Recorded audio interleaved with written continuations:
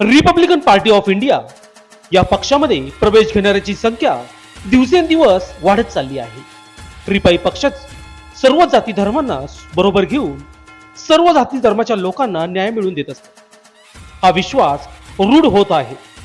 उत्तर महाराष्ट्र प्रमुख प्रकाश लोंढे यांच्या नेतृत्वावर विश्वास ठेवून इतर पक्षातील असंख्य नेते, पदाधिकारी व कार्यकर्ते रिपाई पक्षात प्रवेश करत आहे, असं Republican party of India Athawale गटाचे उत्तर महाराष्ट्र अध्यक्ष तथा जिल्हा प्रमुख प्रकाश लोंढे यांनी म्हटलं आहे.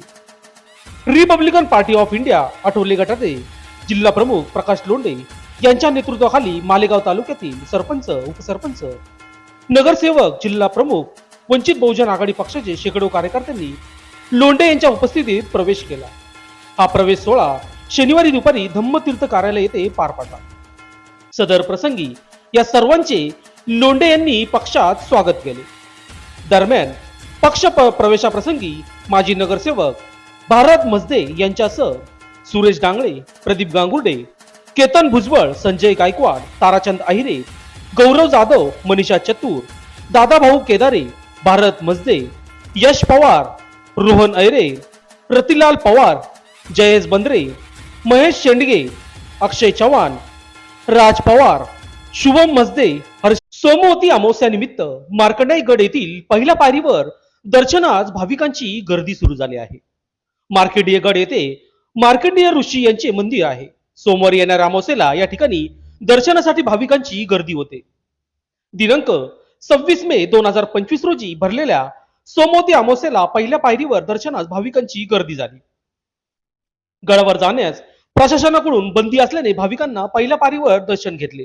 या ठिकाणी यात्रा भरती असून पोलीस प्रशासन तसेच महसूल विभागाने चोख बंदोबस्त ठेवला आहे. गडावर जाण्याचा रस्ता बंद करण्यात आला आहे.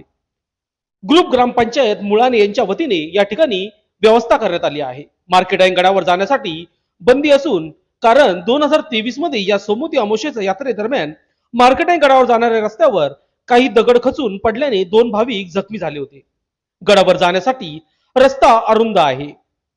पाहिजे त्या प्रमाणात सुरक्षित संरक्षण, कथडे किंवा जाळी नाही. यामुळे जाणे धोकादायक असल्याने प्रशासनाने गडावर जाण्यास बंदी आहे. या ठिकाणी पोलिसांचा चोख बंदोबस्त असून संपूर्ण राज्यातून भाविक दर्शनाला येतात, त्यामुळे या ठिकाणी गर्दी होते. भाविकांसाठी गडावर जाण्याच्या मार्गावर पहिल्या पायरीवर व्यवस्था करण्यात आल्याचे भाविकांनी याच ठिकाणी दर्शनाचा लाभ घ्यावा असं यावेळी सांगण्यात आलं आहे. कळवण व दिंडोरी तालुक्याच्या दोन्ही तालुक्याच्या सीमेवर या ठिकाणी